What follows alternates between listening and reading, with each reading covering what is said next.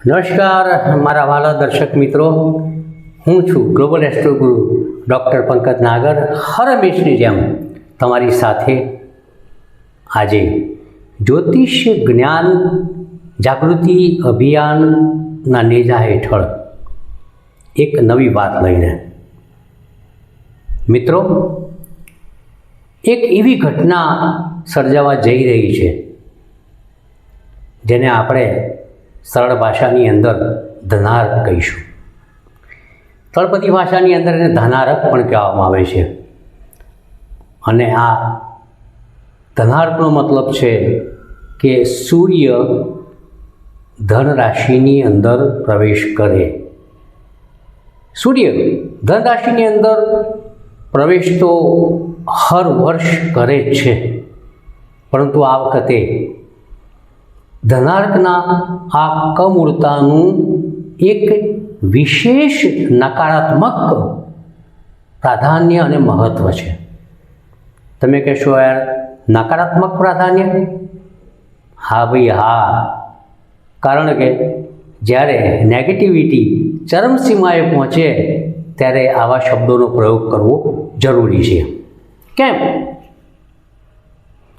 સામાન્ય રીતે દરેક ગ્રંથોની અંદર સારાવલી હોય, ચમત્કાર ચિંતામણી હોય, ભૃગુ સંહિતા હોય, જાતક પારિજાતક હોય, અસંખ્ય ગ્રંથોની અંદર લખ્યું છે કે જ્યારે સૂર્ય મહારાજ ધન રાશિની અંદર પ્રવેશ કરે ત્યારે ધનાર્કની શરૂઆત થાય અને કમૂળતાની શરૂઆત થાય છે. તેમાં લગ્ન, જનોય, શુભ કાર્યો લેવાતા નથી. એનું મૂળ કારણ કે ધન રાશિ ગુરુની રાશિ છે અને ગુરુ, બૃહસ્પતિ, સર્વગ્રહો, સર્વદેવો અને માનવજાતના ગુરુ અને આચાર્ય પદે છે. જ્યારે સૂર્ય પોતાના આચાર્યની સેવામાં ધન રાશિમાં જાય ત્યારે એની ગેરહાજરી વર્તાય છે. લગ્ન જેવા અતિ શુભ કાર્યની અંદર સૂર્યદેવની હાજરી ખૂબ જ જરૂરી છે. આ વાત થઈ શાસ્ત્રો અને મૂળ વાત. પરંતુ હવે જે હું વાત કરવા જઈ રહ્યો છું એમાં એક વિશેષ વાત એવી છે કે આ વખતે તો મહેરબાની કરીને ધનાર્કના આ સમયની અંદર આપણા ઘરની અંદર પ્રસંગ ન લો તો સારું છે. મેં અગાઉ કહ્યું એમ 17મી ડિસેમ્બરના રોજ સૂર્ય મહારાજ ધન રાશિની અંદર પ્રવેશ કરી રહ્યા છે, પરંતુ એ પહેલાં 7 ડિસેમ્બરના રોજ મંગળ મહારાજ પણ ધન રાશિની અંદર પ્રવેશ કરી રહ્યા છે. તમે વિચાર કરો, 20 તારીખે શુક્ર ધન રાશિની અંદર પ્રવેશ કરી રહ્યો છે. આ એક સમય એવો છે કે જ્યારે ધન રાશિની અંદર મંગળ, સૂર્ય એક અંગારક યોગ, મંગળ સૂર્ય સાથે પાછો શુક્ર, અને મીન રાશિની અંદર બરોબર આ જ સમયે શનિ મહારાજ પણ ભ્રમણ કરી રહ્યા હશે. અને બરોબર આ જ સમયે મિથુન રાશિની અંદર ગુરુ મહારાજ વક્રી ભ્રમણ કરી રહ્યા છે.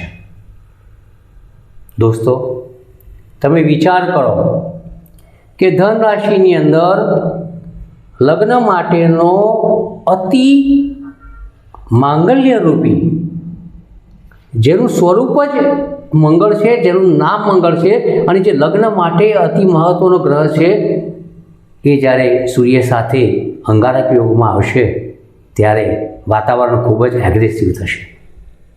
સૂર્ય પણ અગ્નિ તત્વનો ગ્રહ છે, મંગળ પણ અગ્નિ તત્વનો ગ્રહ છે, અને સાથે શુક્ર પણ ધન રાશિની અંદર, ત્રણે ત્રણ અગ્નિ તત્વની રાશિની અંદર, અને શુક્ર એ દાંપત્ય જીવનના એટલે કે 7મા સ્થાનનો એક કારક ગ્રહ છે.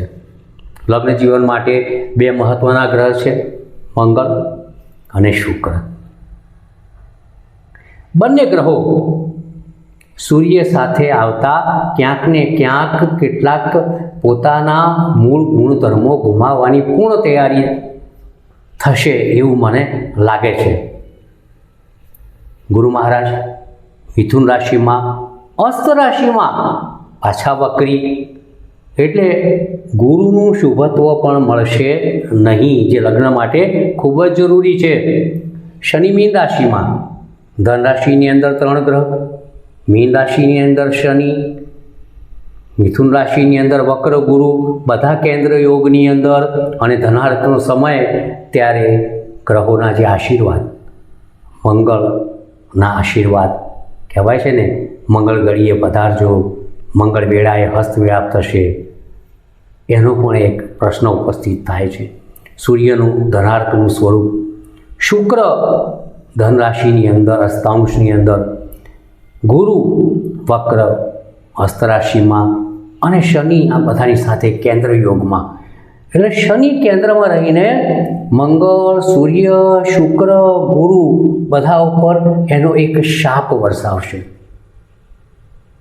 તો મિત્રો, મહેરબાની કરીને આ વખતે ધનાર્કની અંદર, કે જે 17મી ડિસેમ્બર 2025ની અંદર શરૂ થઈ રહ્યું છે ને 14 જાન્યુઆરી 2026ના રોજ પૂર્ણ થશે.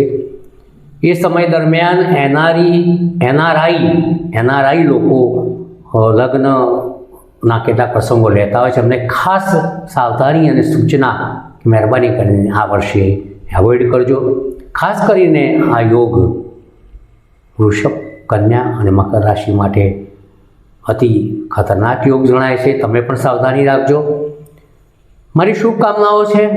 જ્યારે નકારાત્મકતા વધી જાય ત્યારે બનવાની ઘટનાઓ બનતી હોય છે, લેવાયેલા પ્રસંગો નિષ્ફળ જતા હોય છે.